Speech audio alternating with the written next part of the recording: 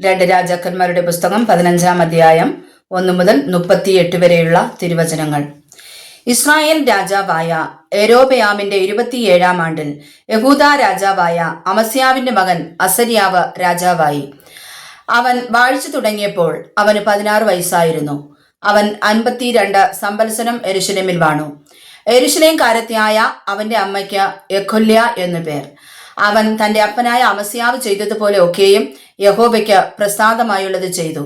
എങ്കിലും പൂജാഗിരികൾക്ക് നീക്കം വന്നില്ല. ജനം പൂജാഗിരികളിൽ യാഗം കഴിച്ചും ധൂപം കാട്ടിയും പോന്നു.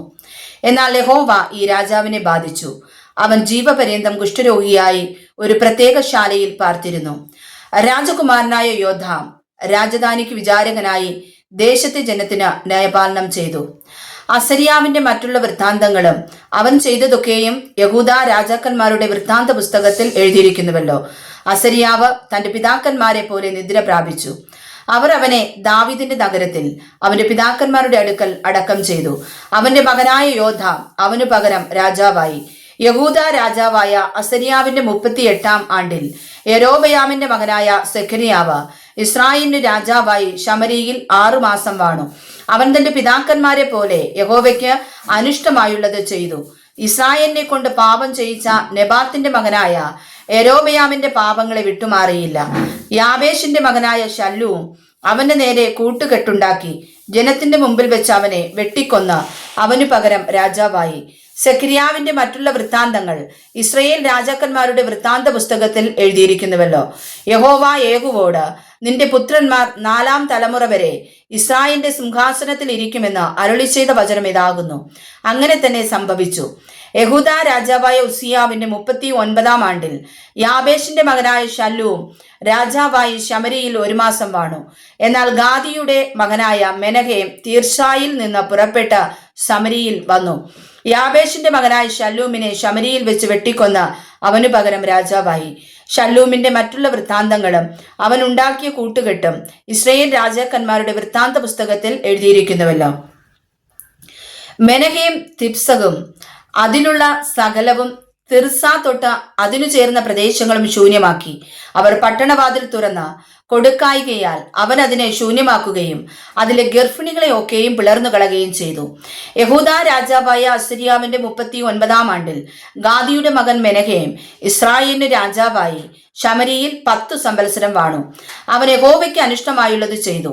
ഇസ്രായേലിനെ കൊണ്ട് പാപം ചെയ്യിച്ച നെബാത്തിന്റെ മകനായ യൊരോബെയാമിന്റെ പാപങ്ങളെ ജീവപര്യന്തം വിട്ടുമാറിയതുമില്ല.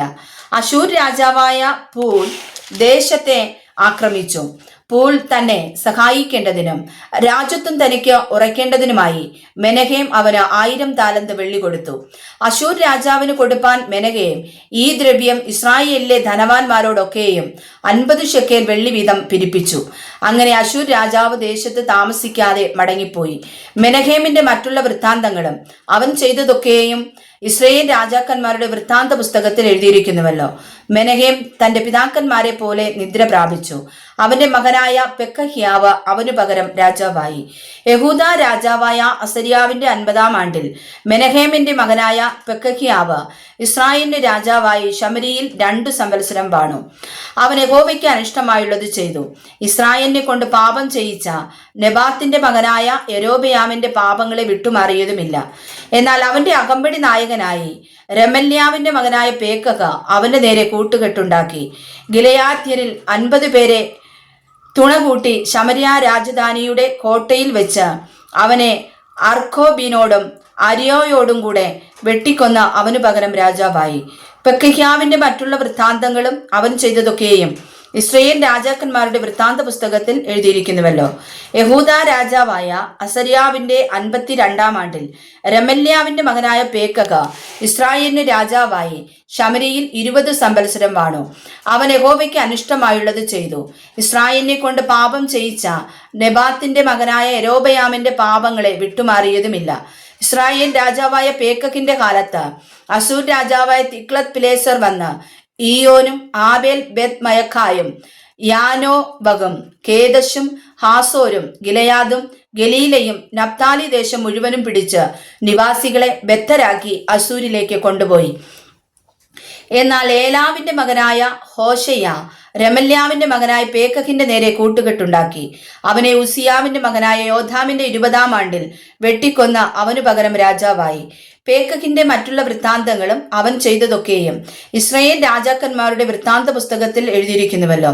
ഇസ്രായേൽ രാജാവായ രമല്യാവിന്റെ മകനായ പേക്കഹിന്റെ 2-ാം ആണ്ടിൽ യഹൂദ രാജാവായ ഉസിയാവിന്റെ മകൻ യോഥാം രാജാവായി.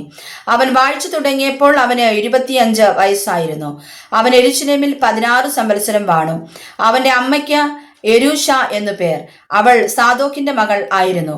അവൻ യഹോവയ്ക്ക് പ്രസാദമായുള്ളത് ചെയ്തു. തന്റെ അപ്പനായ ഉസിയാവ് ചെയ്തതുപോലെ ഒക്കെയും ചെയ്തു. എങ്കിലും പൂജാഗിരികൾക്ക് നീക്കം വന്നില്ല. ജനം പൂജാഗിരികളിൽ യാഗം കഴിച്ചും ധൂപം കാട്ടിയും പോന്നു. അവൻ യഹോവയുടെ ആലയത്തിന്റെ മേലത്തെ വാതിൽ പണിതു. യോഥാമിന്റെ മറ്റുള്ള വൃത്താന്തങ്ങളും അവൻ ചെയ്തതൊക്കെയും യഹൂദ രാജാക്കന്മാരുടെ വൃത്താന്ത പുസ്തകത്തിൽ എഴുതിയിരിക്കുന്നുവല്ലോ. ആ കാലത്ത് യഹോവ അരാം രാജാവായ രസീനെയും രമല്യാവിന്റെ മകനായ പേക്കഹിനെയും യഹൂദയ്ക്കു നേരെ അയച്ചു തുടങ്ങി. യോഥാം തന്റെ പിതാക്കന്മാരെ പോലെ നിദ്ര പ്രാപിച്ചു.